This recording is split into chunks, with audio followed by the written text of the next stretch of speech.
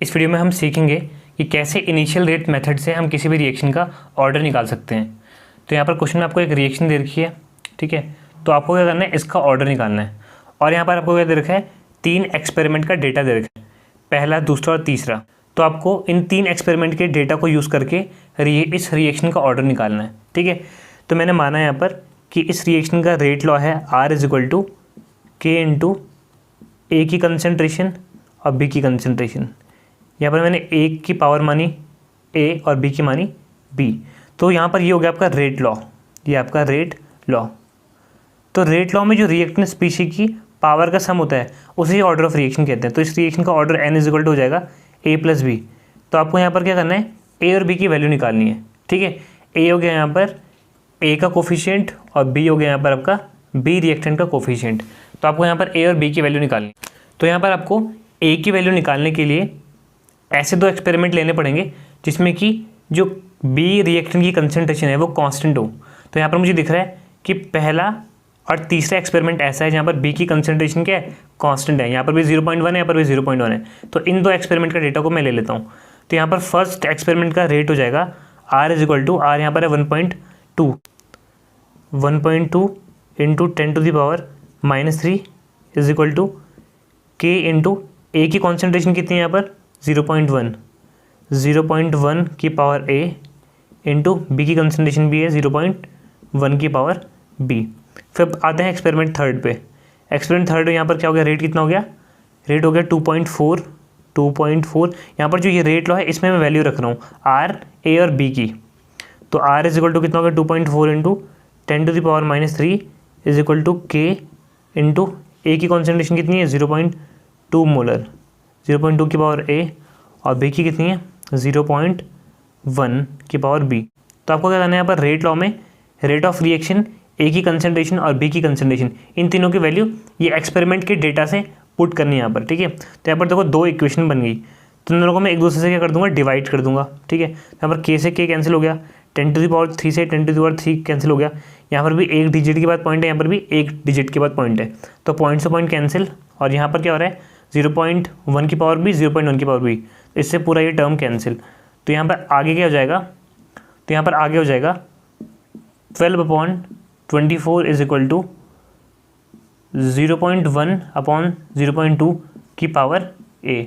यहाँ पर देखो 0.1 की पावर भी A है, यहाँ पर 0.2 की पावर A है। तो यहाँ पर हो जाएगा 0.1/0.2 की होल पावर A, क्योंकि दोनों की पावर A में A था। यहाँ पर हो गया 12 1 से 12, 12 2 = 24। यहाँ पर पॉइंट से पॉइंट कैंसिल हो गया क्योंकि एक डिजिट के बाद पॉइंट था। यहाँ पर हो गया 1/2 की पावर 1, जिसकी पावर कुछ नहीं होती, यहाँ पर उसकी पावर हम 1 मान सकते हैं। और यहाँ पर हो गया 1/2 की पावर A। अब जब बेस इक्वल होता है, जब बेस क्या होता है इक्वल, तो पावर भी इक्वल हो जाती है। तो यहाँ पर A इक्वल हो जाएगा 1 के। तो यहाँ पर A = हो गया 1। तो यहाँ पर A की वैल्यू आ गई 1। अब निकालेंगे हम B की वैल्यू। अब B की वैल्यू निकालने के लिए हम क्या करेंगे, ऐसे 2 एक्सपेरिमेंट की वैल्यू लेंगे जिसमें कि A की कंसनट्रेशन कांस्टेंट होगी। तो मुझे यहाँ पर दिख रहा है पहला और दूसरा एक्सपेरिमेंट, यहाँ पर A की वैल्यू क्या है, एक जैसी 0.1 0.1। तो यहाँ पर पहले एक्सपेरिमेंट से हो जाएगा rate R = 1.2 × 10⁻³ K into A की कॉन्सेंट्रेशन A कितना है 0.1 की पावर A इंटू B की कॉन्सेंट्रेशन कितनी है 0.1 की पावर B। अब सेकेंड एक्सपेरिमेंट पर आते हैं। यहाँ पर रेट कितना है 1.2 × 10⁻³ K इंटू A की कॉन्सेंट्रेशन कितनी है 0.1 की पावर A और B की कॉन्सेंट्रेशन कितनी है 0.2 की पावर B। अब इक्वेशन फर्स्ट को सेकंड से डिवाइड कर देंगे। यहाँ पर डिवाइड कर दिया तो ये पूरी वैल्यू से पूरी कैंसिल हो रही है, K से K कैंसिल, 0.1 की पावर A यहाँ पर 0.1 की पावर A, इससे कैंसिल। और यहाँ पर क्या हो गया, यहाँ पर बचा 1/1।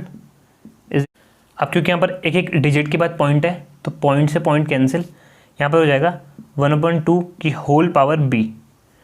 अब देखो यहाँ पर क्या 1/1 मतलब कि यहाँ पर है 1, ठीक है। अब क्योंकि देखो यहाँ पर क्या होता है कि जब बेस इक्वल होते हैं तो पावर इक्वल होती है, लेकिन यहाँ पर बेस इक्वल नहीं है, यहाँ पर 1/2 आ रहा है, यहाँ पर 1 आ रहा है।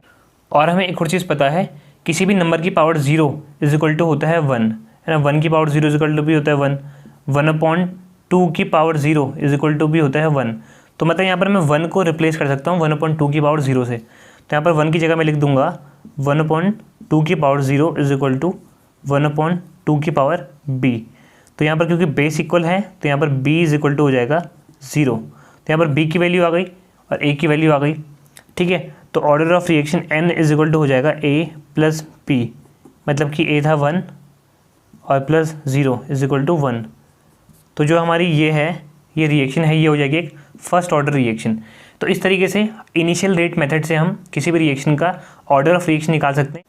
तो इसके लिए हमें सिर्फ एक्सपेरिमेंट के डेटा से a और b की वैल्यू निकालनी होती है और उसको ऐड कर देना होता है।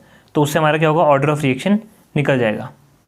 अगर आपको इस टॉपिक से रिलेटेड कुछ भी डाउट हो और मुझे कोई भी टॉपिक सजेस्ट करना हो तो प्लीज़ कमेंट सेक्शन में ज़रूर लिखें।